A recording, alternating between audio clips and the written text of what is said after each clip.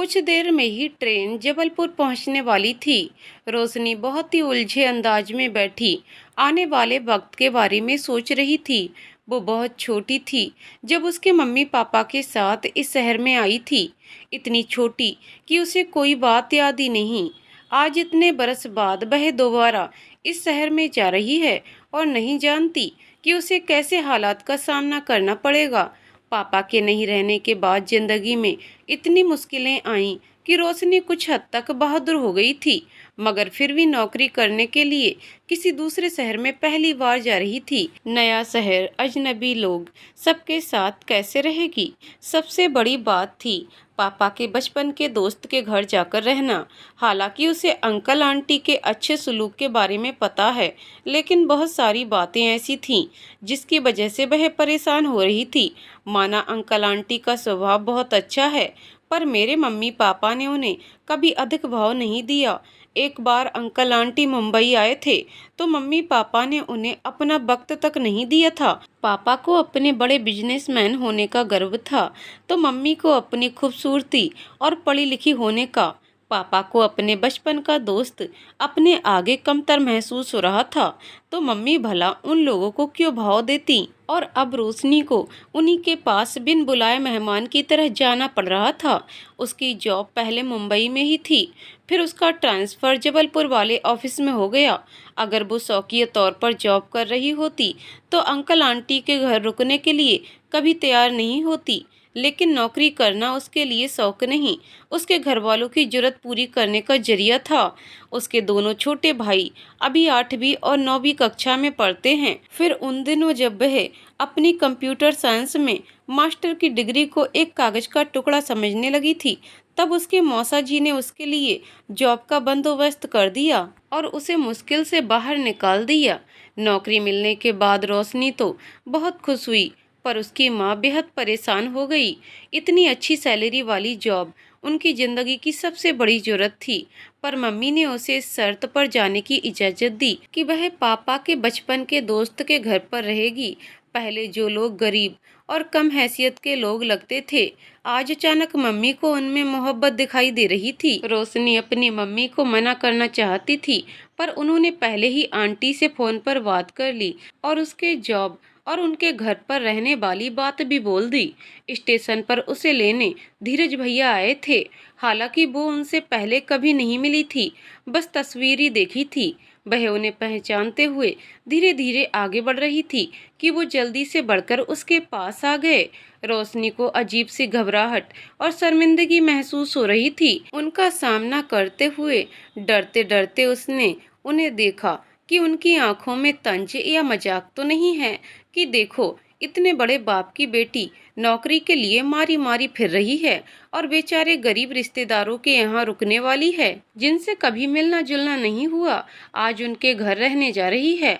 मगर उनकी आंखों में ऐसा कुछ भी नहीं देख सकी रोशनी, बल्कि एक पुरखुलूसी मुस्कुराहट उनके चेहरे पर सजी हुई थी।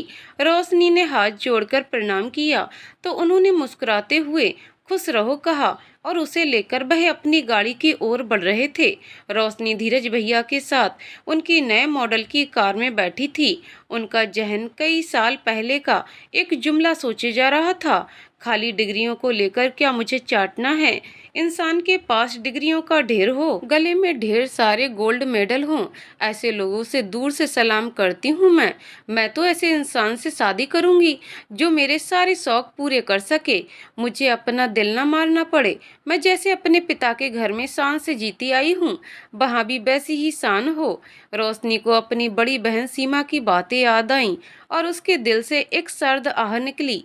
उसने एक नज़र अपने बराबर में बैठे धीरज भैया की ओर देखा। कितने हैंडसम और डिसेंट से थे वो, जितने हैंडसम वो तस्वीर में लगे थे उससे भी बढ़कर शानदार व्यक्तित्व है। रोशनी अपने जीजा जी से उनकी तुलना करने लगी। सख्त चेहरे वाले जीजा जी जब गुस्से में होते तो किसी के भी सामने दीदी की बेइज्जती कर देते, ऐसे अपनी पत्नी और बच्चों के साथ बहुत प्यार से रहते थे। बड़े बड़े शहरों में घूमने जाना, शॉपिंग करवाना, पिछले साल तो स्विट्जरलैंड घूमकर आए थे। दीदी हमेशा गहनों से लदी रहती थीं, लेकिन ये सब ऐश आराम कभी भी ताने देकर बराबर कर दिया करते थे। जीजा जी चाहे सामने जितने भी लोग मौजूद हों। मैं यूं घूमता हूँ, यूं शॉपिंग करवाता हूँ। मेरी वजह से ऐश है तुम्हारी। थी तुम्हारी औकात इस सब की। तुम्हारे बाप ने तो बस इतनी दौलत कमाई थी कि एक झटके में सब खत्म हो गया। दीदी जो कभी मम्मी पापा की लाडली बेटी थी, जो शादी से पहले एक नखरीली गुड़िया जैसी थी, अपने दोस्तों में मगरूर कहलाती थी, पता नहीं अपने पति की इतनी बातें कैसे सहती थी। जबकि रोशनी जीजा जी की बातें सुनकर गुस्से से बेहाल हो जाती थी। एक बार तो रोशनी ने बहुत गुस्से से अपनी दीदी को उनकी बेगैरती का एहसास भी दिलाना चाहा था। तब वो बड़ी संजीदगी से समझाने वाले अंदाज में बोली, पति के साथ गुजारा करने के लिए पत्नी को थोड़ा सा बेगैरत बनना पड़ता है। रिश्ता निभाने के लिए पत्नी को थोड़ा बर्दाश्त करना पड़ता है। अब वो अच्छे बुरे जैसे भी हैं, मुझे रहना तो उन्हीं के साथ है। रोशनी यूं ही गुमसुम सी अपनी दी और जीजा जी के बारे में सोच रही थी। तभी अचानक धीरज भैया की आवाज पर चौंकी थी। वह उससे कुछ बोल रहे थे, इसलिए अपनी सारी सोचों को झटकते हुए वो उनकी बातों का जवाब देने लगी थी। गाड़ी अनजाने रास्तों से गुजरते हुए एक बहुत बड़े आलीशान मकान के पास जाकर रुक गई थी। रोशनी गाड़ी से उतरी तो आंटी तुरंत उसके पास आ गई मेरी बच्ची। बचपन की तरह उन्होंने रोशनी को गले लगाकर कहा। उसे उनके वजूद से प्यार और अपनेपन की महक आ रही थी। वह उनका हाथ पकड़कर अंदर आ गई। बहू, उन्होंने भाभी को आवाज दी, जो कि किचन में थीं। उनकी आवाज सुनते ही वो बरामदे में आ गई। कैसी हो रोशनी? आंटी के बताने पर उन्होंने मुस्कुराते हुए रोशनी की तरफ अपना हाथ बढ़ाया। छरहरी काया की खूबसूरत सी सुमन भाभी को रोशनी ने गौर से देखा। आंटी उसे घर के बाकी लोगों के बारे में बता रही थीं। रश्मि अभी कॉलेज से नहीं आई। दादू और तुम्हारे अंकल भी शाम में घर आएंगे। आपको मेरी वजह से अपने ऑफिस से जल्दी उठना पड़ गया। उसने अपने सामने बैठे धीरज भैया से शर्मिंदा से लहजे में कहा, ऐसे जैसे अपनी वजह से उनका समय बर्बाद होने पर दुखी हो। वह उसकी बातों का जवाब देने जा रहे थे कि भागते दौड़ते दो बच्चे आ गए और धीरज भैया के पास आते आते रोशनी को देखकर ठिठक गए। फिर तुरंत उसके पास आकर पैर छूकर प्रणाम किया। आप रोशनी बुआ हो ना? दोनों उससे पूछ रहे थे। रोशनी ने मुस्कुराते हुए सिर हिलाया और बोली, तुम दोनों शान और दीप्ति हो? आपको हमारे नाम कैसे पता हैं? दोनों हैरान हो गए। रोशनी उनकी बातें सुनकर हंस पड़ी। भैया भाभी और आंटी भी इस बातचीत पर मुस्कुरा रहे थे। मुझे तो ये भी पता है कि तुम दोनों कौन से स्कूल में और कौन सी क्लास में पढ़ते हो। उसने दोनों को अपने पास बिठा लिया। भाई, अगर खाना खिला रही हो तो जल्दी से खिला दो, वरना फिर मैं चलूं। धीरज भैया ने भाभी से कहा तो वो जल्दी से वापस किचन में चली गईं। खाना खाने के बाद रोशनी आंटी और भाभी के साथ बातचीत कर रही थी कि रश्मि को आता देखकर भाभी बोली, लो रश्मि भी आ गई। रश्मि बहुत थके हुए अंदाज में सोफे पर बैठ गई। आंटी भैया और भाभी की तरह वो प्यार से नहीं मिली। उसके अंदाज में रूखापन था। भाभी, बहुत जोर की भूख लगी है, जल्दी बताएं क्या पकाया है? वह भाभी से पूछ रही थी। तुम्हारी पसंद का बनाया है, फिक्र मत करो। जाओ, जाकर फ्रेश होकर आओ, तब तक मैं खाना निकालती हूँ, भाभी ने कहा। तो वो फ्रेश होने चली गई। बातों में काफी वक्त गुजर गया था, इसलिए आंटी ने रोशनी को आराम करने के लिए कहा। इसलिए वो गेस्ट रूम में आ गई। लेकिन ना तो उसे नींद आ रही थी और ना वो इस वक्त कभी सोती थी। शाम को सब एक साथ बैठकर चाय पी रहे थे। अंकल आंटी ने उसे समझाया कि बिल्कुल अपना घर समझना, इसे तकल्लुफ करने की कोई जरूरत नहीं। उसी समय बाहर का दरवाजा खुला और घर का आखिरी सदस्य अंदर आया, जिससे रोशनी अभी तक नहीं मिली थी। बहुत देर लगा दी बेटा? आंटी ने पूछा तो वह बड़ी संजीदगी से देर से आने की वजह बताने लगा। आंटी के बताने पर हल्की सी मुस्कुराहट के साथ हेलो कहा, जैसे कि खाना पूर्ति कर रहा हो, और फिर अपने कमरे में चला गया। ऑफिस में पहला दिन वैसे ही गुजरा जैसा सोचा था। ऑफिस के लोगों के आने जाने के लिए एक गाड़ी थी।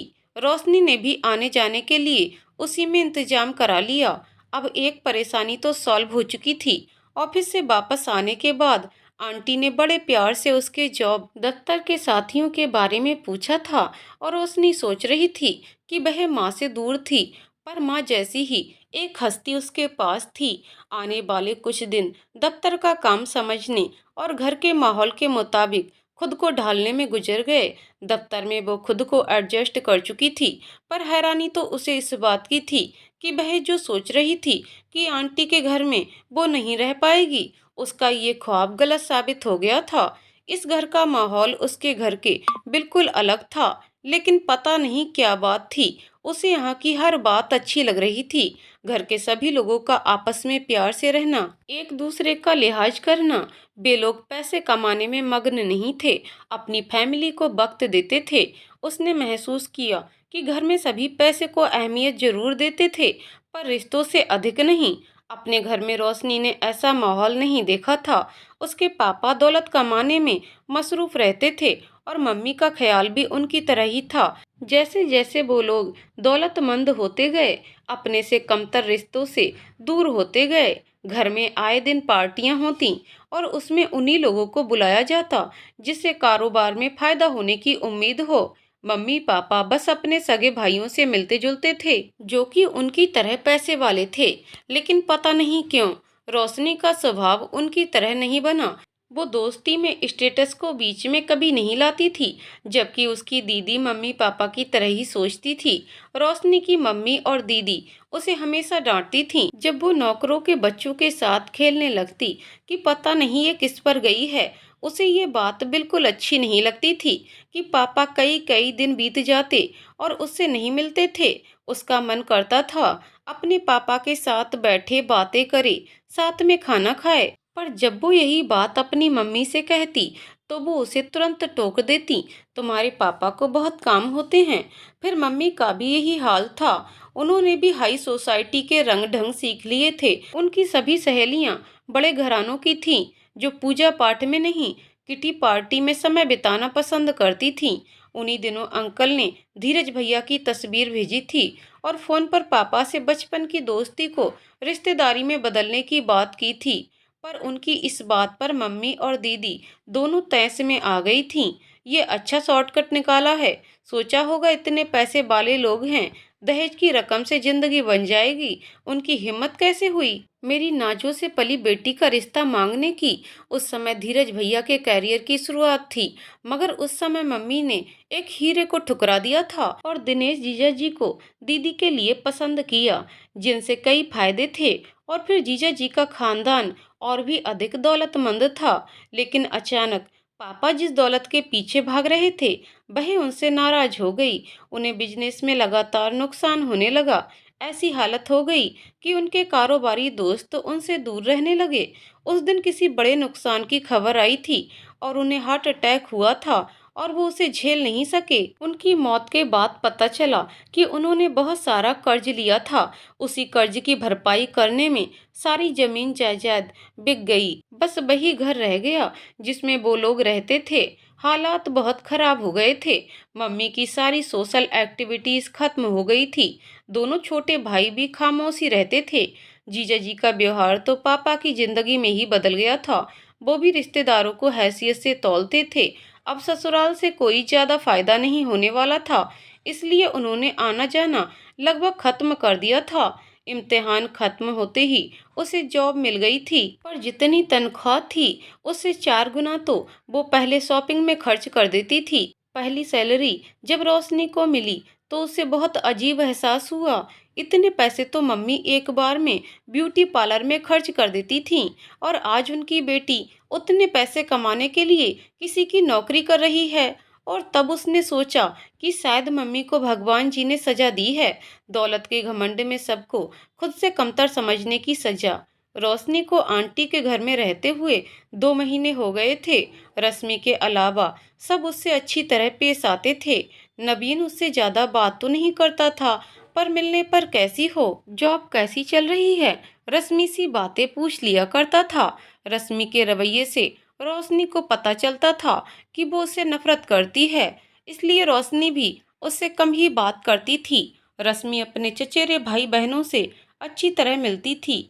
उस दिन भी ऐसा ही कुछ हुआ। उसके चाचा जी का घर पास में ही था और उसके दोनों चचेरे भाई बहन घर आए हुए थे। तीनों आपस में बातें करते हुए नाश्ता कर रहे थे। संडे था, इसलिए रोशनी भी घर में बैठकर टीवी देख रही थी। जब वो ऊब गई तो कमरे से बाहर निकल आई और सबको एक साथ बैठे देखा तो उधर ही चली आई, पर रश्मि ने उस पर बिल्कुल ध्यान नहीं दिया। अपने इग्नोर किए जाने पर रोशनी को बुरा लगा, इसलिए वो वापस अंदर चली गई। उसके जाने के बाद आंटी रश्मि को डांट रही थी कि वो ऐसे क्यों कर रही है, पर वो कहने लगी कि आप भूल सकते हो कि वो लोग हमारा कितना अपमान करते थे। धीरज भैया का रिश्ता भी ठुकरा दिया था उन्होंने। आप ये सब भूल सकते हो, पर मैं इतनी महान नहीं हूँ। रोशनी ने रश्मि की बात सुन ली। वो अपने कमरे में आ गई और सोचने लगी कि ठीक ही तो कह रही थी रश्मि। हमने उन लोगों के साथ कौन सा अच्छा सलूक किया था जो मुझे उसकी बात का इतना बुरा लग रहा है। पर घंटे भर बाद रोशनी दोनों बच्चों के कहने पर उनके साथ लुका छिपी खेल रही थी और दोनों बच्चों को ढूंढ रही थी। तो उसने सुना धीरज भैया रश्मि को समझा रहे थे कि रोशनी थोड़ी अलग है, तुम उसके साथ गैरों की तरह व्यवहार मत करो, और कुछ नहीं तो मेहमान समझकर अच्छा व्यवहार करो। रश्मि उनकी बात पर चुपचाप सुन रही थी। अब वो उनकी बात मानी या नहीं, पता नहीं। रोशनी को समझ नहीं आया। उसके दूसरी सुबह वह रोज की तरह तैयार होकर भाभी के पास किचन में आ गई। भाभी मुझे बताएं क्या काम बाकी है। भाभी उस समय दोनों बच्चों को नाश्ता करवा रही थीं। बोली, हाँ ऐसा करो, 2 पराठे सेक कर नबीन को दे आओ। रोशनी ने जल्दी से पराठे बनाए और प्लेट में निकालकर डाइनिंग टेबल पर लगा दिया। नबीन पेपर पढ़ रहा था। रोशनी को देखा तो चौंक गया।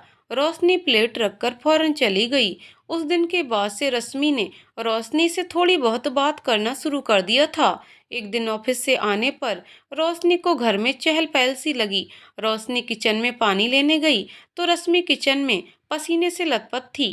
किचन को देखकर लग रहा था कि किसी दावत की तैयारी हो रही है। रोशनी ने आंटी से पूछा, जोरदार दावत की तैयारी है, बस इसके शौक हैं। आज कॉलेज भी नहीं गई, सुबह से किचन में लगी है। मुझे और बहू को किचन से छुट्टी दे दी है, पता नहीं क्या क्या पका रही है। आंटी ने लापरवाही से कहा, आपने अब तक कपड़े नहीं बदले। रश्मि किचन से बाहर आकर आंटी को बोली, अरे छोड़ो भी, अब इस उम्र में ये सब अच्छा नहीं लगता। सालगिरह बच्चों की मनाई जाती है, बूढ़ों की नहीं। बस ठीक है ये कपड़े। आंटी ने कहा, प्लीज मम्मी, मैंने आपके कपड़े कमरे में निकाल कर रखे हैं, हमारे लिए तैयार हो जाइए। रश्मि ने जिद की। तभी वहां नबीन आ गया। बहुत सारे सामान लिए, संभालो इन्हें, उसने रश्मि से कहा। रश्मि ने चेक किया और बोली, हाँ सब ठीक है। और अच्छा किया आप वनीला केक लाए, अगर चॉकलेट केक लाते तो मम्मी नहीं खाती। मैं मम्मी की पसंद तो भूल ही नहीं सकता।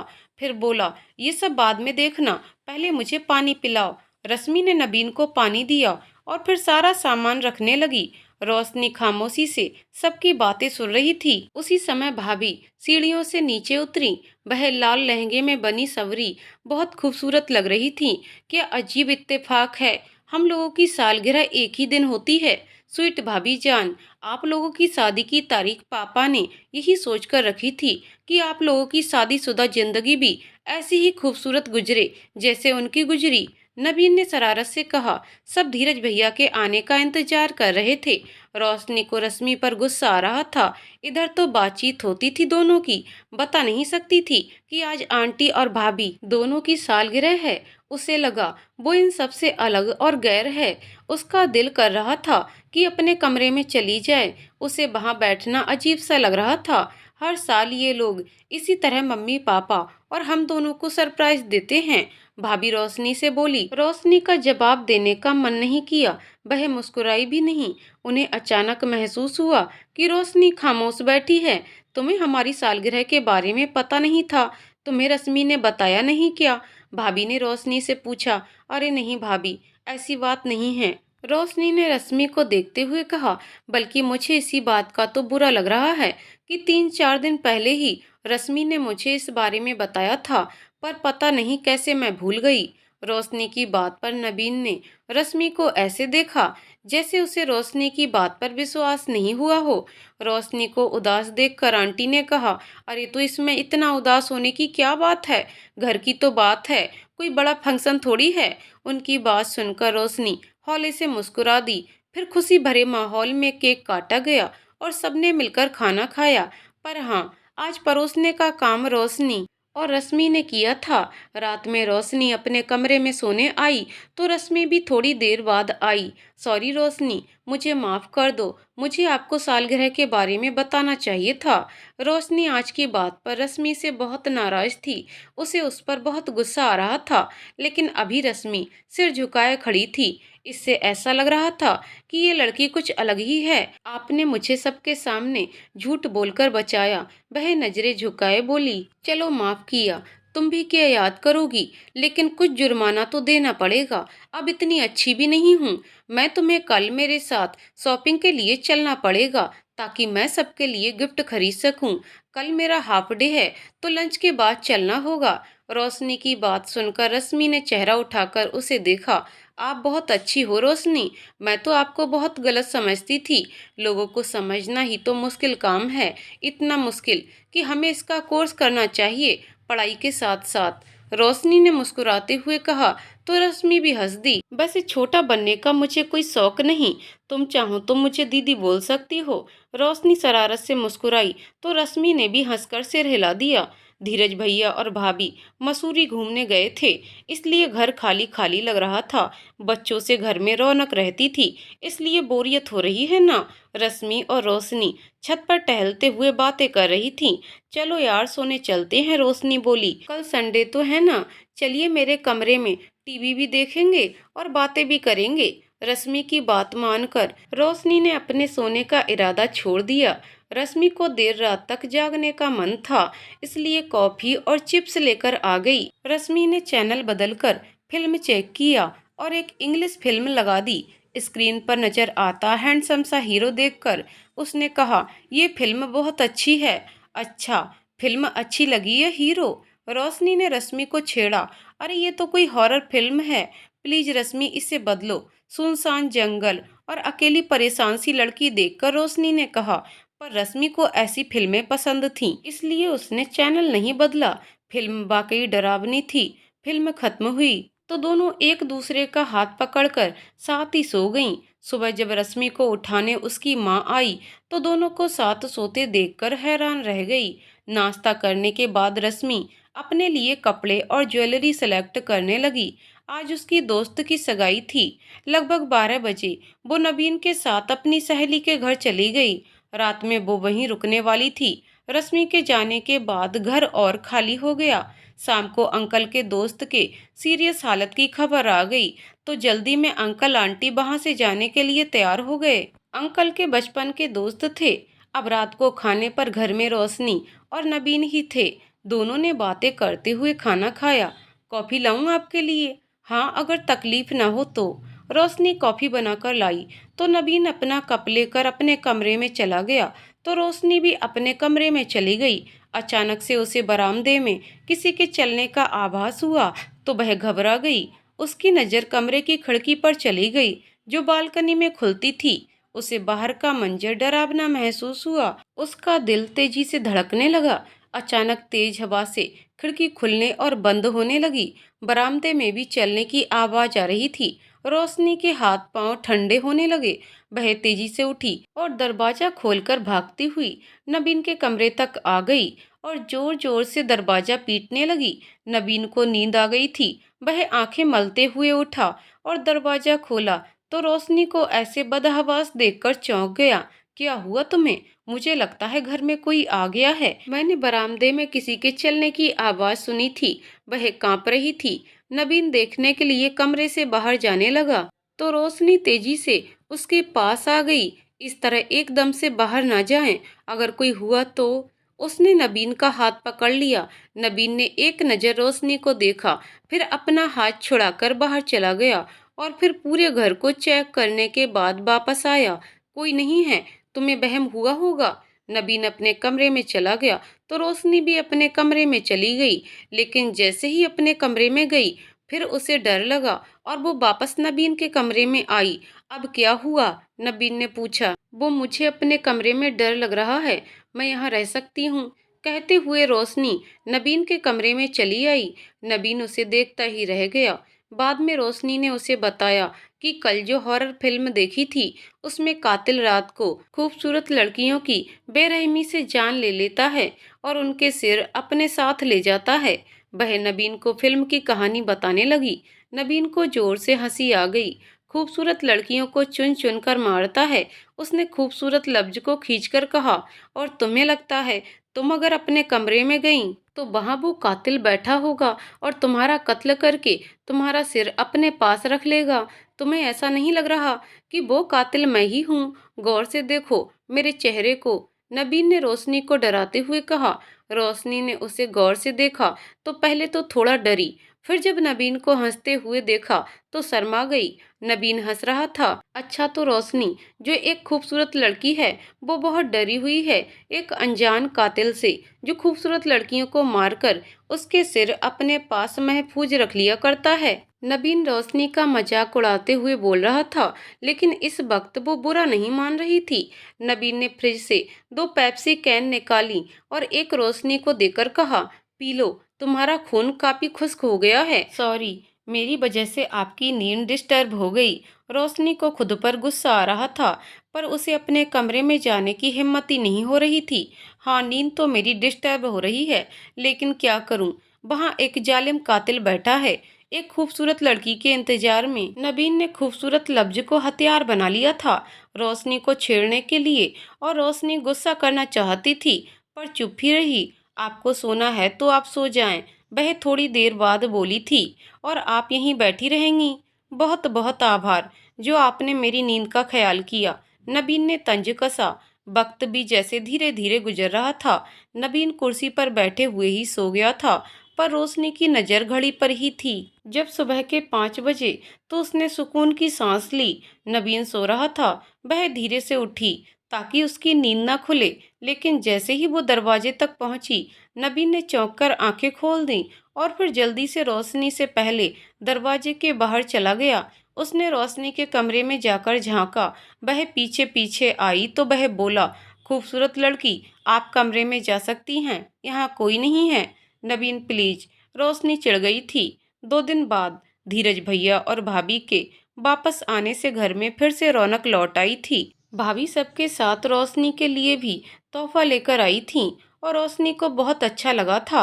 आंटी, आपके घर में मुझे ऐसा लगता है कि मैं अपने ही घर में हूँ। हालांकि आप लोगों का रहन सहन तौर तरीका हमारे घर से अलग है, फिर भी मुझे कई बार ऐसा लगता है जैसे यही मेरा घर है, जैसे मैं हमेशा से रही हूँ यहाँ। एक दिन उसने आंटी से अपने मन की बात कही और आंटी उसकी बात सुनकर खुलकर मुस्कुराई और बोली, हाँ तो ये तुम्हारा भी घर है।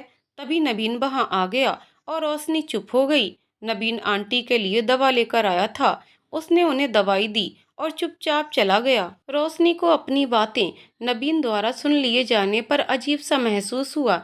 ये सुमन क्या हमेशा घर में आती है?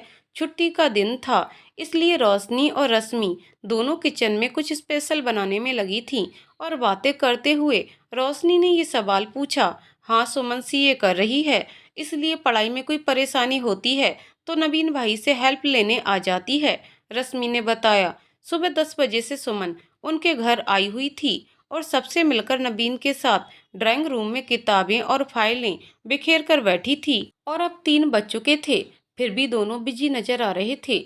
बहुत बोल्ड है सुमन, एकदम निडर, हम लोगों की तरह नहीं है। अभी कुछ दिनों पहले लड़कों ने उसकी बैग छीन ली थी और उसने बगैर रोने धोने के शांति से बैग की चाबी उन्हें दे दी और कहा कि बैग बेशक ले जाओ, पर डिग्गी में मेरी किताबें और डॉक्यूमेंट हैं, वो मुझे लेने दो। और उन लड़कों ने भी उसे किताबें और डॉक्यूमेंट वापस कर दिए और ये आराम से रिक्शे में बैठकर घर आ गई।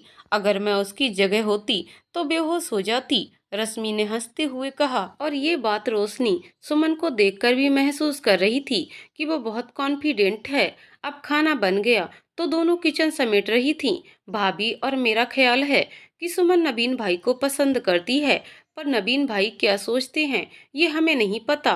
पिछले 4-5 घंटे से वह जिस खुलूस से उसे पढ़ा रहे हैं, उसे देखकर तो यही लगता है कि वह भी पसंद करते हैं, वरना कोई और होता तो चिढ़ जाता कि एक दिन की छुट्टी का होता है।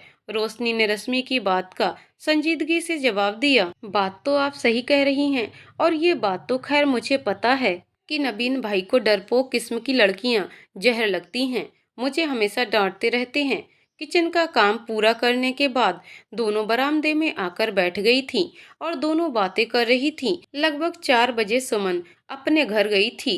करीब 6 बजे रश्मि रोशनी को बोलने आई, चलिए रोशनी दी, नवीन भाई हम सबको घुमाने ले जाएंगे। मेरा मूड नहीं है रश्मि, तुम लोग चले जाओ। उसका इनकार सुनकर रश्मि उदास हो गई। कितनी मुश्किल से नवीन भाई ले जाते हैं कभी कभी, और आप हैं नखरे कर रही हैं। दोनों बच्चे भी उदास हो जाएंगे।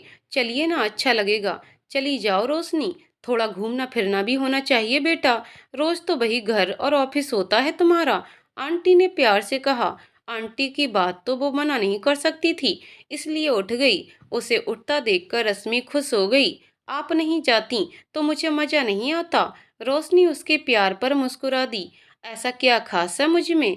खास का मुझे पता नहीं, बस आप मुझे बहुत अच्छी लगती हैं, क्योंकि आप सादगी से रहती हैं। वरना पोज मारने वाले और बातें बनाने वाले लोगों से मेरी जरा भी नहीं बनती। वो दोनों तैयार होकर बाहर निकलीं तो नबीन और बच्चे उनका इंतजार कर रहे थे। कार में बैठने के बाद रश्मि ने पूछा, रोशनी दी बताएं कहाँ चलें? जहाँ सबका मन हो। मेरा अपना कहीं जाने का मूड नहीं, उसने धीरे से कहा। अब मेरी वजह से आ ही गई हैं तो मूड में भी आ जाइए, रश्मि ने गुस्से से कहा। मुश्किल है तुम लोग कुछ भी तय कर पाओ, इसलिए मेरा ख्याल है मैं खुद ही ये काम कर लूं। अब लॉन्ग ड्राइव होगी और वो भी मैं अपनी मर्जी की जगह पर ले जाऊंगा। नबीन ने फैसला सुनाया और कार स्टार्ट की। बहुत देर की ड्राइव के बाद एक रेस्टोरेंट में सबने अपनी पसंद का खाना खाया और उन लोगों को जल्दी घर नहीं लौटना था, इसलिए धीरे धीरे ड्राइव करते हुए और गाना सुनते हुए वापस आ रहे थे। दोनों बच्चों के साथ रश्मि भी बच्ची बनी हुई थी और अपनी पसंद का गाना लगाने के लिए लड़ाई लड़ रही थी। ड्राइव करते हुए नबीन ने एक नज़र रोशनी पर डाली, जो खिड़की से बाहर देख रही थी। कुछ सोच नबीन के होठों पर मुस्कान आ गई। रश्मि, ये जो झाड़ियाँ देख रही हो ना, यहाँ पिछले हफ्ते एक लड़की की सर कटी लाश मिली थी। नबीन की बात सुनकर रश्मि भाई की तरफ देखने लगी। बहुत तलाश किया गया मगर लड़की का सिर नहीं मिला, कहते हुए नबीन ने रोशनी पर नजर डाली, पर वो अभी भी चुप बैठी थी। क्या आपने ये खबर अखबार में पढ़ी थी? रश्मि ने पूछा। नहीं, मैंने अखबार में नहीं पढ़ा। मेरे एक कलीग की जानने वाली थी वो लड़की, बेचारी यहाँ जॉब के लिए आई थी। सब कह रहे थे वह कातिल उसका पीछा करता था। रश्मि उस लड़की के लिए अफसोस कर रही थी, जबकि रोशनी ने नबीन को अपनी ओर देखते हुए देख लिया था, इसलिए फिर से खिड़की के बाहर देखने लगी थी। रोशनी बच्चों को कंप्यूटर चलाना सिखा रही थी कि नबीन वहीं आ गया। क्या हो रहा है? चाचू, रोशनी बुआ को इंटरनेट के बारे में बहुत कुछ पता है, इसलिए हम उनसे सीख रहे हैं। भाई कुछ हमें भी सिखा दें इस मशीन के बारे में। नबीन दोनों हाथ मेज पर रखकर सीधे रोशनी की आंखों में देखकर बोला, मुझे मुफ्त में ट्यूशन देने का कोई शौक नहीं है।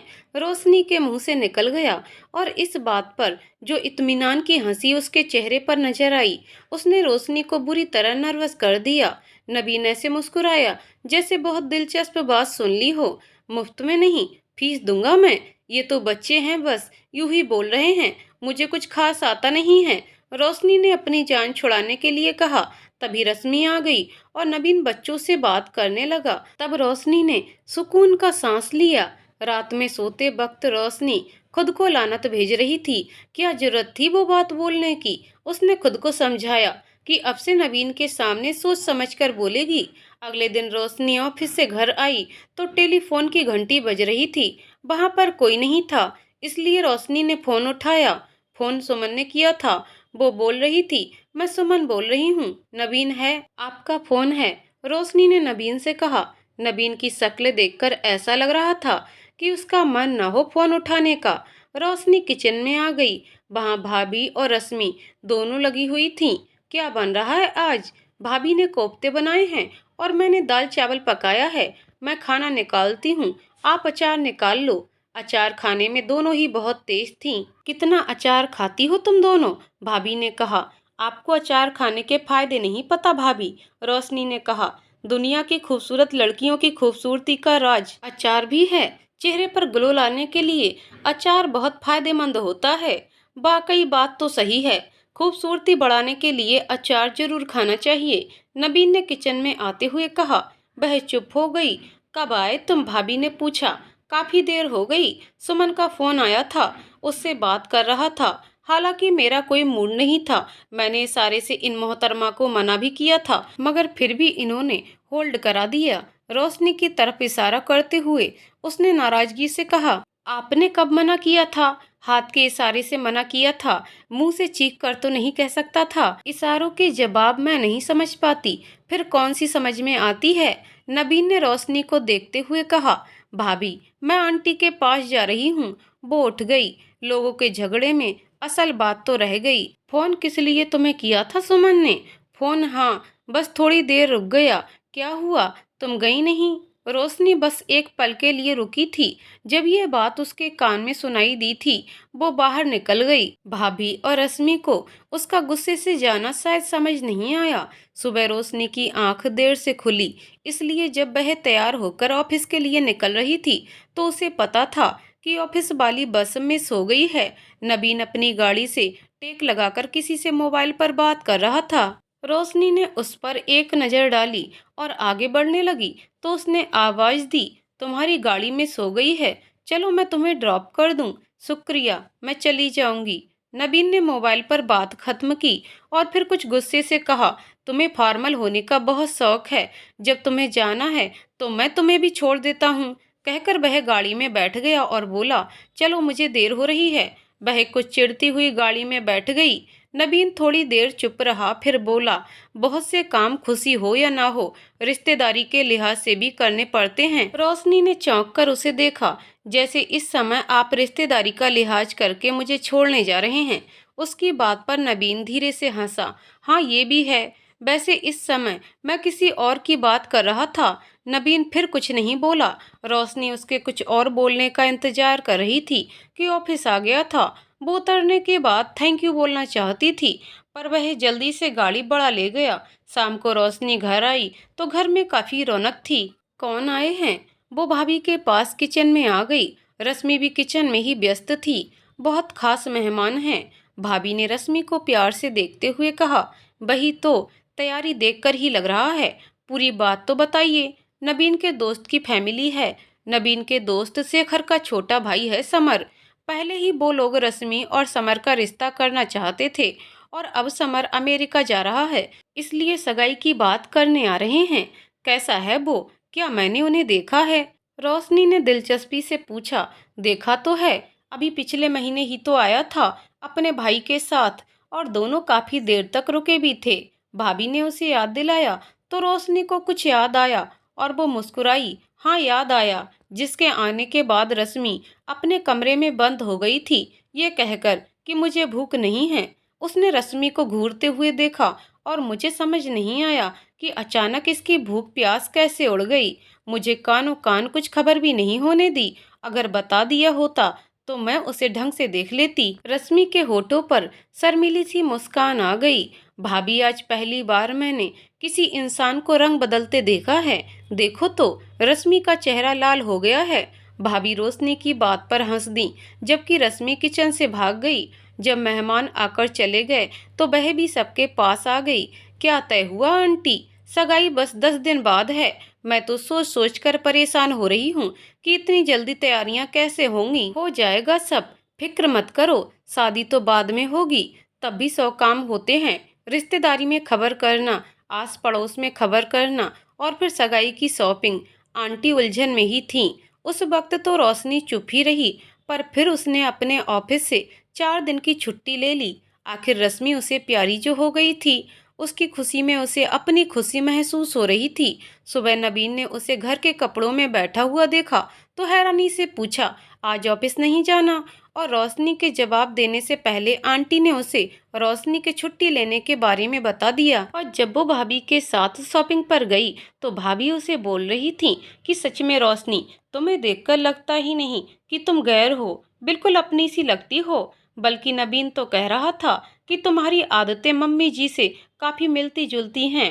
अच्छा, रोशनी ने ऐसे कहा जैसे नॉर्मली पूछ रही हो। हाँ, उस दिन जब हम लोगों की शादी की सालगिरह थी, उसके बाद उसने कहा था सच्ची में मुझे तो पता ही नहीं चला कि तुम झूठ बोल रही थी, और रश्मि ने तुम्हें जानबूझकर नहीं बताया था, लेकिन पता नहीं कैसे नबीन को समझ में आ गया कि तुम झूठ बोल रही हो। मम्मी जी की भी यही आदत है, उन्हें लड़ाई झगड़े से टेंशन हो जाती है और वो दूसरों की गलतियां आसानी से माफ भी कर देती हैं ताकि बात ना बढ़े, और तुमने भी वही किया था।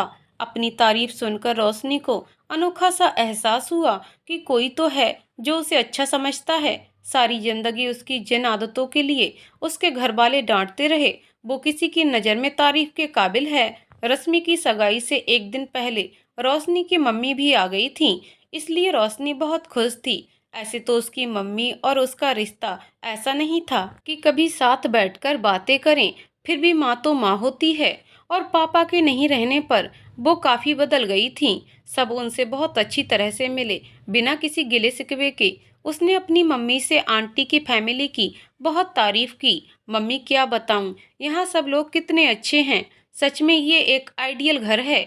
सब एक दूसरे से प्यार करते हैं, एक दूसरे की इज्जत करते हैं। और उसकी बात सुनकर उसकी माँ मुस्कुरा रही थी। उन्होंने कुछ कहा तो नहीं, पर उनके चेहरे को देखकर ऐसा लगता कि उन्हें अपने किए का पछतावा हो रहा है। उन्होंने भी धीरज भैया और जीजा जी का मुकाबला जरूर किया होगा अपने मन में, और अपने गलत फैसले पर उन्हें अफसोस भी हो रहा होगा। आंटी ने रोशनी के लिए भी ड्रेस खरीदा था, उसकी पसंद का। हाँ, ये बात अलग थी, चॉइस आंटी की ही थी, और उनकी पसंद का ड्रेस रोशनी को काफी भारी लग रहा था। उसने बोला भी था कि आंटी मेरी सगाई थोड़ी है, पर आंटी ने उसे घूरते हुए देखा था। ऐसे कपड़े तो लड़कियां शादी सगाई के मौके पर शौक से पहनती हैं। देखना तुम कितनी प्यारी लगोगी। और जब वो ड्रेस पहनकर तैयार हुई तो सभी ने तारीफ की। रोज वो सिंपल से कपड़े पहनती और बनाव श्रृंगार से दूर ही रहती थी, इसलिए आज वो बहुत खूबसूरत लग रही थी। सगाई घर में ही, हॉल में ही हो रही थी। रोशनी की मम्मी अपनी बेटी को सबकी मेजबानी करते हुए देख रही थी। भाभी रोशनी को अपनी बहनों और दूसरे रिश्तेदारों से भी मिलवाती हैं। सबसे मिलकर वो रश्मि के पास स्टेज पर चली गई, वहां उसके साथ तस्वीर खिंचवाई, और फिर स्टेज से उतरी तो सुमन नबीन से बातें करती नजर आई। केवल सुमन ही नहीं, बल्कि रश्मि की सहेलियां और दूसरे रिश्तेदार लड़कियां और उनकी माओं की नजर नबीन पर थी। नबीन, जो एक ऊंचे ओहदे पर था और काफी अच्छी सैलरी पाता था। लड़कियों का नबीन से बातें करना पता नहीं क्यों रोशनी को अच्छा नहीं लग रहा था। सगाई होने के तुरंत बाद जब सारे मेहमान चले गए तो रोशनी अपने भारी कपड़ों और ज्वेलरी उतारने के लिए ऊपर भागी। वो जल्दी से सीढ़ियां चढ़ रही थी और नबीन नीचे उतर रहा था। उसे तेजी से जाते देखकर वो एक साइड हो गया, और जब वो उसके करीब से गुजरी तो धीमी सी आवाज में कहा, ये रंग तुम पर बहुत अच्छा लग रहा है, पहना करो। रोशनी को ऐसा लगा उसका दिल आज से पहले इतनी रफ्तार से कभी नहीं धड़का था। वह ऊपर चढ़ गई और एक बार भी नबीन की ओर नहीं देखा, लेकिन नबीन अभी भी हैरत से खड़ा था। फंक्शन के दौरान रोशनी को एक बार भी महसूस नहीं हुआ था कि नबीन ने उसे ध्यान से देखा हो। इस बात पर उसे दुख भी हो रहा था कि सभी ने उसकी तारीफ की, पर जिसकी तारीफ का उसे इंतजार था उसने एक बार गौर से देखा तक नहीं। अपने कमरे में आकर उसने अपनी धड़कनों को संभाला। पलंग पर बैठी बैठी वो नबीन के बारे में सोच रही थी, और कितना वक्त गुजर गया उसे एहसास ही नहीं हुआ। तुमने अभी तक कपड़े चेंज नहीं किए? मम्मी कमरे में आ गई थी और बोली। रोशनी उन्हें देखकर शर्मिंदा सी हो गई। जी बस उठ ही रही थी। मम्मी उसके पास ही बैठ गईं। क्या बात है मम्मी, आप बहुत खुश लग रही हैं। उनके चेहरे की मुस्कुराहट देखकर रोशनी ने पूछा। खुशी की बात तो है, मैंने तुम्हारी आंटी से तुम्हारे और नबीन के रिश्ते की बात की थी, और उन्हें कोई ऐतराज नहीं है। तुम उन्हें बहुत पसंद हो। बस वो नबीन और उसके पिता से बात करने के बाद मुझे जवाब देंगी।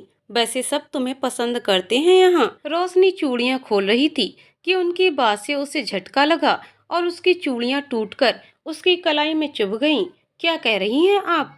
उसने तकलीफ की परवाह नहीं की और उनके पास आकर बोली, क्या बात है, इतनी हैरान क्यों हो रही हो? मैंने तुम्हारे रिश्ते की बात की है, इसमें गलत क्या है? मम्मी ने कुछ नाराजगी से कहा। वैसे पहले तो मैंने ऐसा नहीं सोचा था, पर कल जब लड़कियों को नबीन के आगे पीछे देखा तो मुझे लगा कि कहीं ऐसा ना हो कि हम शर्माने में लगे रहें और कोई दूसरा बाजी मार ले। इसलिए मैंने पहले ही उनसे बात कर ली। और फिर तुम्हें सब पसंद करते हैं यहाँ, क्या पता वो भी पसंद करता हो। रोशनी को पहली बार अपने चेहरे से नफरत हुई। उसे ऐसा लगा कि सुमन और बाकी सारी लड़कियां उससे कहीं ज्यादा अच्छी हैं। वो सब नबीन को केवल पसंद ही तो करती हैं, लेकिन उन्होंने कोई प्लानिंग तो नहीं की, खुद को अच्छा बनाकर पेश तो नहीं किया। उनमें से किसी की माँ ने दुकानदारी नहीं की, जबकि उसकी माँ ने बेटी की खूबियां सबके सामने दिखाकर दुकानदारी ही तो की थी। रोशनी ड्रेसिंग टेबल के सामने खड़ी होकर खुद को शीशे में देखे जा रही थी और उसकी आंखों से आंसू बहते जा रहे थे। रोशनी की मम्मी ने गुस्से में रोशनी से कोई बात नहीं की और रोशनी भी खामोशी रही। नबीन उन्हें स्टेशन छोड़ने जा रहा था। वह बहुत मुश्किल से कमरे से बाहर निकली। उसे लग रहा था कि उसकी कोई कीमत नहीं रही। उसमें आंटी का सामना करने की हिम्मत नहीं थी, नबीन की तरफ देखने का हौसला नहीं था, लेकिन फिर भी वो सबके सामने थी। नबीन ने एक बार भी रोशनी की तरफ नहीं देखा था और अपनी माँ को बोलकर ऑफिस के लिए निकल गया था। और फिर रोशनी भी थकान का बहाना बनाकर अपने कमरे में चली गई। रोशनी का कमरे से बाहर निकलने का मन नहीं कर रहा था। सोच रही थी कि काश कहीं गायब हो जाऊं और फिर किसी से ना मिलूं, पर ऐसा नहीं हो सकता था। रश्मि उसे खाने के लिए बुलाने आई थी और रोशनी ने उससे नजरें चुराते हुए कहा, मुझे भूख नहीं है। अरे भूख कैसे नहीं है? खुशी में मेरी भूख उड़ जाए तो ये समझ में आता है, पर आपकी भूख को क्या हुआ? चलिए सब इंतजार कर रहे हैं। रश्मि उसे जबरदस्ती ले गई। वो सबके साथ डाइनिंग टेबल पर खाने बैठी। सब फंक्शन के बारे में कुछ बातें कर रहे थे और रोशनी सिर झुकाए अपनी प्लेट में चमचम घुमा रही थी। तुम्हारी तबीयत तो ठीक है रोशनी? पता नहीं उसके चेहरे पर क्या दिख गया आंटी को, जो उन्होंने उससे पूछ लिया। जी आंटी, उसने कहा। हाँ, कुछ उदास सी लग रही है, लगता है कल की थकावट का असर है, अंकल ने कहा। तो रश्मि ने एक प्यार भरी नज़र रोशनी पर डाली और कहा, थकान नहीं है पापा, दरअसल कल ये इतनी अच्छी लग रही थी, जरूर किसी की नज़र लग गई है। अंकल रश्मि की बात पर मुस्कुराए थे। रोशनी का मन कर रहा था कि रोज की तरह सबकी बातों में शामिल हो, पर वो बोल नहीं पा रही थी। खाने के बाद जब वो अपने कमरे में आ गई तो थोड़ी देर बाद आंटी उससे पूछने आई थी कि उसकी तबीयत तो ठीक है। उन्हें लग रहा था कि रोशनी अपनी तबीयत खराब होने की बात छुपा रही है। उनकी मोहब्बत देखकर उसकी आंखों में आंसू आ गए। आंटी, मैं आपकी बेटी क्यों नहीं? काश मैं आपकी बेटी होती या फिर मेरी मम्मी आपकी तरह होती। मैं खुद अपनी नज़रों में गिर गई हूँ आंटी। उसका दिल किया कि वो आंटी के गले लगकर रोए, पर उसने बजाहिर मुस्कुराकर कहा। रोशनी का मन तो कर रहा था कि आंटी के गले लग जाए और सब कुछ बता दे, पर अपने मन को संभालते हुए बस इतना ही कहा, मैं ठीक हूँ आंटी। अपने चेहरे पर बहुत मुश्किल से वो थोड़ी सी मुस्कुराहट लाकर ये कह पाई थी। सामने वो भाभी और रश्मि के साथ लॉन में बैठी थी और नबीन ने भाभी को उनका मोबाइल लाकर दिया कि आपका कॉल आ रहा है, और मोबाइल सोफे पर रखा था। भाभी बात करने अंदर चली गईं और काफी देर बाद वापस आईं। रश्मि का अंदाजा बिल्कुल सही था। तुम्हें वाकई नजर लगी है, और ये नजर किसकी थी ये मुझे अभी अभी पता चला है, भाभी ने शरारती अंदाज में कहा। किसका फोन था भाभी? रश्मि ने बेताबी से पूछा। तो भाभी ने हंसते हुए बताया, मेरी चचेरी बहन का फोन आया था। उन्हें अमन के लिए रोशनी बहुत पसंद आ गई है। मुझे तो उसी समय लगा था जब उन्होंने रोशनी के बारे में दिलचस्पी से पूछा था। तुम्हें याद है रोशनी, कल मैंने तुम्हें एक औरत से मिलवाया था जिसने ग्रीन साड़ी पहनी थी। रोशनी ने हाँ में सिर हिलाया। रोशनी दी को बाद में याद दिलाइएगा, पहले मुझे सारी बातें बताइए, क्या कह रही थी वो? रश्मि सब जल्दी से जानना चाहती थी। अमन उनका छोटा भाई है और उसने लड़की पसंद करने के लिए पूरा हक अपनी बहन को दे रखा है। मनाली में रहती हैं मीरा दीदी, उनके पति की जॉब है वहाँ। उनके मम्मी पापा हैं नहीं, इसलिए अमन अकेला ही रहता है दिल्ली में। वो कंप्यूटर इंजीनियर है, बहुत अच्छा लड़का है। भाभी उसे विस्तार से बता रही थी। आपने उन्हें क्या जवाब दिया? रश्मि उतावली हो रही थी। मैं क्या जवाब देती? बोल दिया कि सबसे बात करके बताती हूँ। कल फंक्शन में आए थे अमन भैया? हाँ आया था। अब ये पता नहीं कि नज़र भाई की थी या बहन की जो हमारी रोशनी को लगी। देखो कितनी चुप चुप सी और उदास सी लग रही है। भाभी मजाक में हंसती हुई बोल रही थी। अब आप जरूर जानना चाहेंगी कि अमन भैया कैसे लगते हैं? रश्मि ने शरारत से झुककर कहा। बेचारी शर्मा रही है। भाभी आप जल्दी से बताइए ना, आप तो अच्छे से जानती होंगी। रश्मि बिल्कुल शरारती मूड में थी।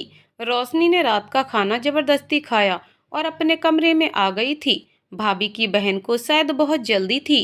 दूसरे दिन फिर उनका फोन आया था। इस बार उन्होंने आंटी से बात की थी। आंटी ने उन्हें कहा कि वो रोशनी की मम्मी से बात करने के बाद ही कुछ कह सकती हैं।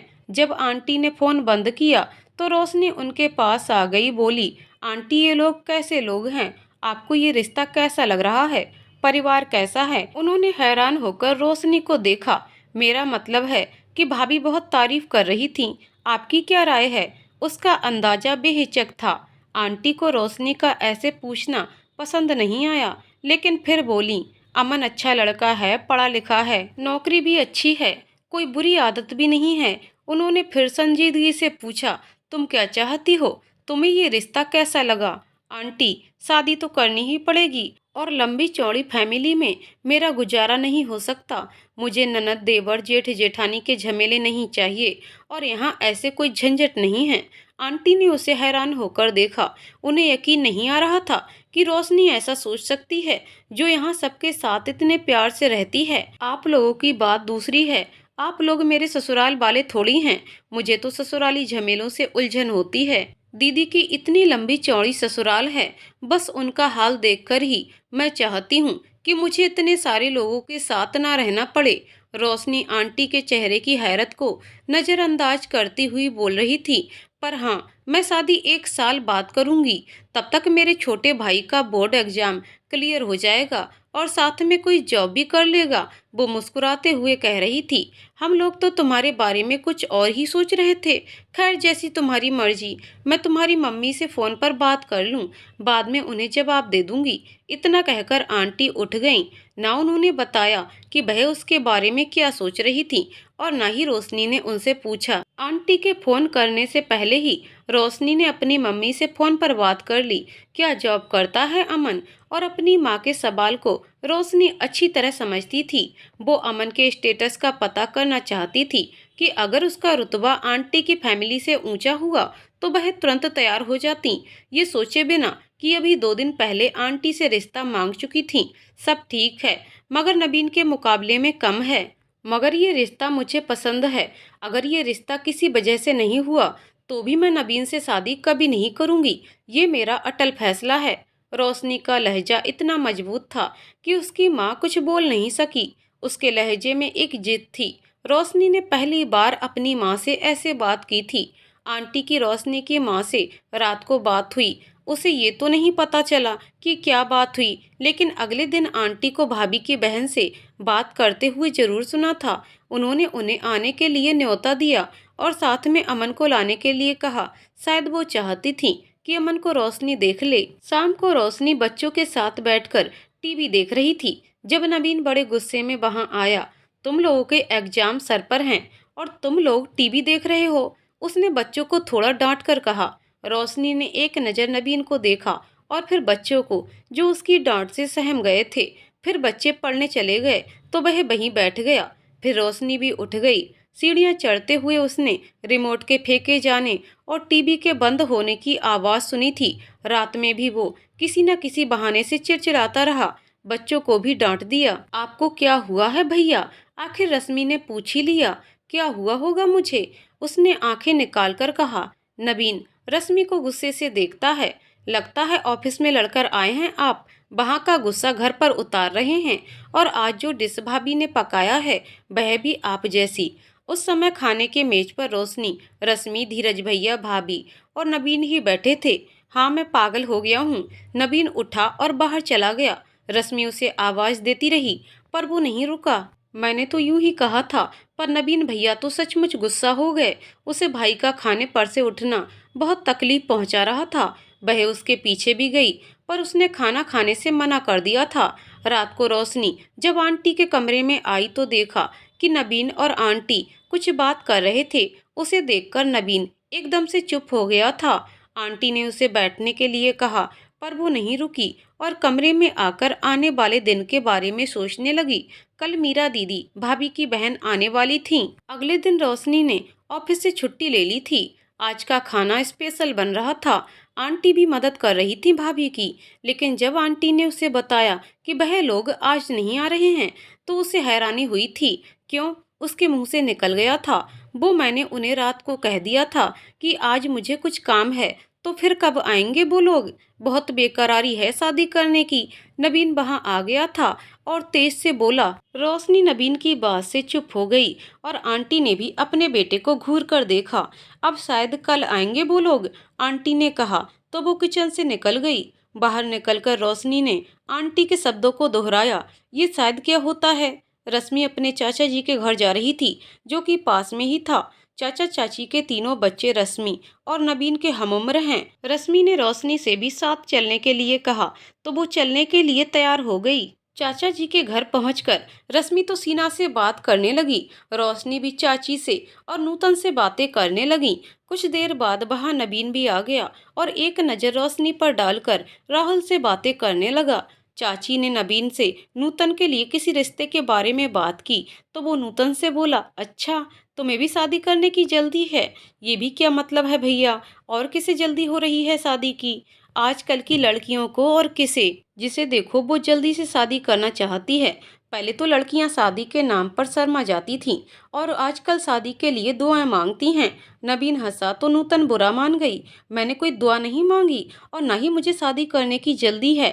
रोशनी कुछ देर तो बर्दाश्त करती रही, फिर चाची और रश्मि से बोलकर घर जाने के लिए उठ गई। बाहर आई तो सर्द हवाओं ने उसका इस्तकबाल किया। अभी थोड़ी देर पहले चाची और नूतन इस मौसम के बारे में बोल रही थी कि उन्हें ये मौसम बहुत पसंद है। सर्दियों की सिहरन मुझे बहुत पसंद है।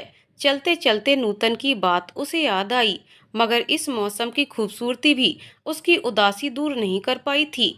तभी उसे अपने पीछे कदमों की आहट सुनाई दी। इससे पहले कि वो पीछे मुड़कर देखती, 2 कदम उसके बराबर में आकर चलने लगे। बिना देखे ही, परफ्यूम की खुशबू से ही वो समझ गई कि वो कौन है। सुना है शादी के लिए आपको ऐसे बंदे की तलाश है जो लावारिस हो, न माँ बाप हो, न ननद देवर। धीरे मगर कड़कदार आवाज में पूछा गया था। रोशनी ने कोई जवाब नहीं दिया और धीरे धीरे चलती रही। सुनने में आया है आपको ससुराली रिश्ते जहर लगते हैं, इसलिए आप एक ऐसे लड़के से शादी करना चाहती हैं जो अकेला रहता है।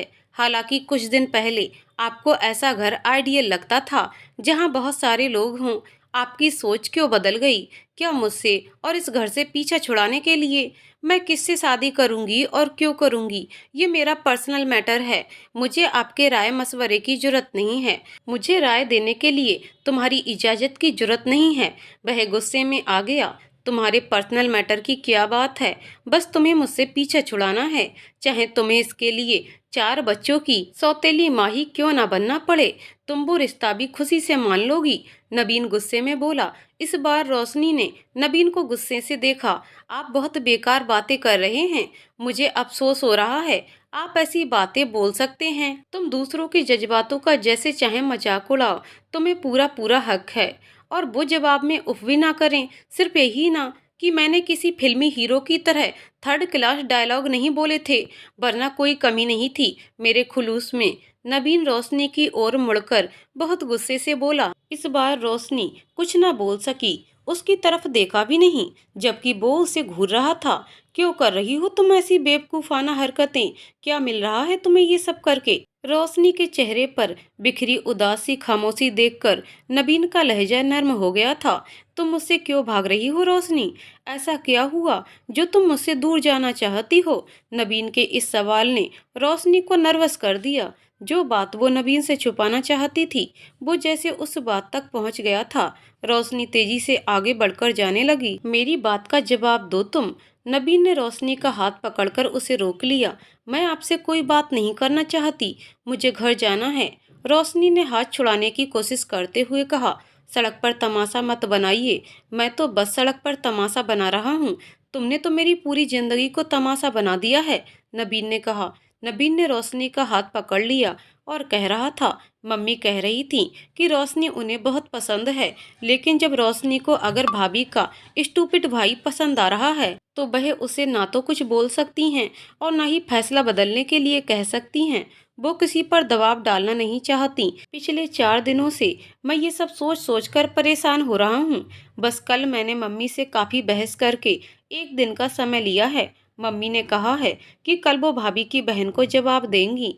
तुम एक बार मेरी आंखों में आंखें डालकर कह दो, तुम मुझसे प्यार नहीं करती। बस इतनी सी बात है, इससे ज्यादा मैं कुछ नहीं चाहता। नबीन के लहजे में जिद थी। वो हर कीमत पर अपनी बात मनवाना चाहता था। उसे देखकर ऐसा लग रहा था कि वह अपनी बात मनवाए बगैर रोशनी को हिलने भी नहीं देगा। रोशनी उसे देख ही नहीं रही थी और नबीन को पूरा यकीन था कि वह उसे देखकर झूठ नहीं बोल सकती। आंटी को अगर मैं पसंद हूँ तो ये बड़े हैरत की बात है। क्या वो उन लोगों के साथ नए रिश्ते जोड़ने के लिए तैयार हैं जिन्होंने कभी उनकी इज्जत नहीं की और पहले कभी एक रिश्ता ठुकरा दिया था? मुझे यकीन है उन्हें रोशनी बहू के रूप में कभी पसंद नहीं हो सकती। हाँ, रोशनी की माँ को उनका बेटा दिलो जान से पसंद है। वह बेहद तल्खी से बोली। रोशनी ने अपनी बात पूरी करके नबीन की ओर देखा। शायद वो अपनी बात का असर उसके चेहरे पर देखना चाहती थी। तुम्हें ये बात बुरी लगी कि आंटी यहाँ रिश्ते की बात करके गई हैं? नबीन ने संजीदगी से पूछा। रोशनी नबीन की बात सुनकर बिल्कुल भी हैरान नहीं हुई, लेकिन जिल्लत का एहसास उसके दिल में उभरा था। मैं यहाँ अपना रिश्ता तय करने नहीं आई थी और ना अपनी शादी की मुश्किल हल करवाने। मैं बस अपनी जॉब के लिए आई थी। हाँ, आपके घर का माहौल मुझे पहले दिन से ही अच्छा लगा। सबके साथ घुल मिलकर रहना मुझे बहुत अच्छा लगता था। आंटी का प्यार भरा अंदाज मुझे बहुत अच्छा लगता था। इससे ज्यादा और कोई बात नहीं थी। लेकिन अब जो बातें हो रही हैं उससे मेरे दिल को बहुत चोट पहुंची है। और आप लोग आखिर इतने अच्छे क्यों हो? क्यों फरिश्ता बनने की कोशिश कर रहे हो?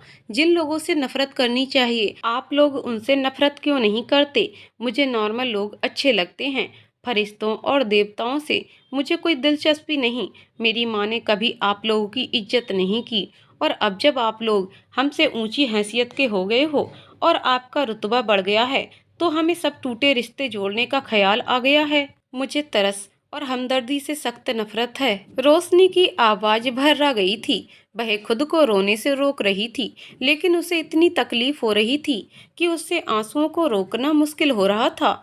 मैं ना देवता हूँ ना फरिश्ता। मैं उतना ही अच्छा और बुरा हूँ जितना कोई नॉर्मल इंसान होता है। तुम इन सारी बातों को बहुत जज्बाती होकर सोच रही हो। तुम्हारी मम्मी को हम सब पहले से जानते हैं और उन्हें तमाम अच्छाइयों और बुराइयों के साथ अपना मानते हैं। सब लोग वैसे नहीं हो सकते जैसा हम चाहते हैं।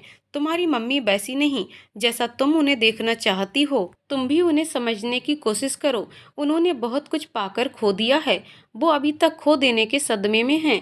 अच्छा होगा तुम उन्हें वैसे ही कबूल कर लो। इस उम्र में उनका बदलना मुश्किल है। नबीन ने अपनेपन से कहा। रोशनी खामोशी से नबीन को देख रही थी। अब दूसरी बात कि मुझे तुमसे नफरत होनी चाहिए। मैंने कभी तुम्हें और तुम्हारी फैमिली को अहमियत नहीं दी तो नफरत का सवाल ही नहीं उठता। हाँ, जब तुम हमारे यहाँ आईं तो एक आम सी मेहमान थीं जिसकी मेरे लिए कोई खास अहमियत नहीं थी। कहते हैं लड़के अपनी आइडियल लड़की में अपनी माँ की और लड़कियाँ अपने पिता की सी आदतें देखना चाहती हैं। मेरे साथ भी ऐसा ही कुछ हुआ। मैंने जब कभी इस तरह से सोचा जिससे मेरी शादी हो तो मैं उसमें अपनी माँ के जैसी आदतें देखने की ख्वाहिश करता था। जबकि लोग उनके सीधेपन का मजाक उड़ाते हैं। दूसरों को छोड़ो, उनकी सादगी और सीधेपन को मैंने कितनी बार गलत बोला है, लेकिन फिर भी मैंने ये भी देखा है कि जब कभी मेरे रास्ते में रुकावट आई, कहीं मैं नाकाम होने लगा, तो एक अनदेखी सी ताकत मुझे इस मुश्किल से निकाल लाई। बहुत सी जगहों पर मुझसे काबिल लोग मौजूद थे, फिर भी मेरे हिस्से में कामयाबी आई। मैंने आज तक कभी उनके मुंह पर ये बात नहीं कही, लेकिन मैं जानता हूँ कि हम बहन भाइयों ने जो भी कामयाबी हासिल की है उन सब के पीछे हमारी माँ की अच्छाइयाँ ही हैं। तुम बहुत सी बातों में उनके जैसी ही हो। पहली बार मैं तुम्हें अहमियत देने पर उस वक्त मजबूर हुआ जब तुमने रश्मि की गलती छुपाई, उसको गलत बात को संभाला। वही दिन था जब से मैंने तुम्हारे बारे में अलग अंदाज से सोचना शुरू कर दिया। लेकिन तुम पूरी की पूरी मम्मी जैसी नहीं हो। वह तुम्हारी तरह जिद्दी नहीं, वह तुम्हारी तरह जज्बाती और जल्दबाज नहीं। उनमें सब्र और बर्दाश्त बहुत ज़्यादा है, लेकिन फिर भी कुछ बातों में तुम कुछ कुछ उनके जैसी हो। नबीन संजीदगी से कह रहा था। उसने रोशनी का हाथ छोड़ दिया था, लेकिन दोनों अभी भी सड़क के किनारे पर खड़े थे। रश्मि की सगाई के अगले दिन तुम्हारी खामोशी और नाराजगी की बजाय मैंने ये समझा कि तुम्हें आंटी का धीरज भैया और मुझसे तुम्हारे भाई की जॉब के बारे में बात करना अच्छा नहीं लगा है। जिस लड़की को इतनी सी बात में एहसान नजर आता हो कि मैं या भैया तुम्हारे ऑफिस ड्रॉप कर दें, वह इस बात को कैसे पसंद कर सकती है कि भाई की जॉब के लिए हमारा एहसान लें। लेकिन फिर जिस तरह तुमने जल्दी से अपने लिए आए रिश्ते के लिए हाँ की और शादी के लिए एकदम तैयार हो गई, उससे मैं चौंक गया। मुझे समझ आया कि जरूर कोई और बात है। मम्मी ने कहा कि आजकल में मुझसे तुमसे शादी के बारे में मेरी राय मालूम करने वाली थी, और ये भी कि आंटी खुद इस रिश्ते के बारे में बोलकर गई हैं। लेकिन तुम्हारा इंटरेस्ट उस दूसरे रिश्ते में है, तो फिर वो तुम्हें मजबूर नहीं कर सकती। माँ को तुम्हारे इस फैसले से बहुत दुख हुआ है। जो बातें तुम सोच रही हो वह हमने तुम्हारे बारे में कभी नहीं सोची। प्लीज ऐसे जज्बाती होकर अपने और मेरे लिए मुसीबत मत पैदा करो। नबीन बहुत नरमी से समझाने की कोशिश कर रहा था। क्या वाकई सब मुझे इतना प्यार करते हैं, लेकिन मैं इतनी अच्छी हूँ तो नहीं? रोशनी अचानक रो पड़ी। इन कुछ दिनों में उसने खुद को बहुत कमतर महसूस किया था, अपने आप से शर्मिंदा हुई थी। आपके घर के माहौल ने मुझे अच्छा बना दिया, वरना मुझ में कोई खूबी नहीं, सिवाय इसके कि मेरे लिए जिंदगी में सबसे अहम मोहब्बत है। और यहाँ मुझे हर जगह मोहब्बत नजर आई। इस मोहब्बत ने मुझे बांध लिया। मुझे बड़े बड़े मकान और कीमती गाड़ियों की चाह नहीं, मैं लोगों के रवैये में खुलूस ढूंढती हूँ। आपको मैं बहुत अच्छा इंसान समझती हूँ, इसकी वजह आपका स्टेटस नहीं, जो आदतें आप में हैं वही सब होती। लेकिन आप कोई मामूली सी जॉब कर रहे होते तो मैं भी आपको इतना ही अच्छा समझती जितना आप समझती हूँ। वह इस तरह रोते हुए बोली। उसकी ये बात सुनकर नबीन के लबों पर अचानक ही बहुत खुशगवार और शोक सी मुस्कुराहट बिखरी। शुक्र है तुम्हारे मुंह से मेरे लिए तारीफ तो निकली। कितनी देर से मैं तुम्हारी तारीफ किए जा रहा था। और जब हम किसी की तारीफ करते हैं तो दिल ही दिल में उम्मीद कर रहे होते हैं कि हमारी भी तारीफ होगी। वैसे तुम्हारे शब्दों से मुझे थोड़ी सी शिकायत है। अगर तुम यूं कहती कि मैं तब भी आपसे ही मोहब्बत करती तो बात ज्यादा खूबसूरत और ज्यादा सच्ची लगती।